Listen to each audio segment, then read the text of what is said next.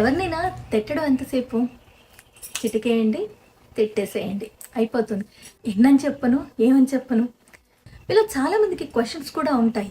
ఎప్పుడెప్పుడో కమెంట్లలో రాస్తూ ఉంటారు. నీకేంటి ఫ్యాన్స్ అంటారా? ఉన్నారండి బాబు, మాకు ఉన్నారు ఫ్యాన్స్ అని చెప్పను, కానీ తెలీదు ఇష్టపడేవాళ్ళు.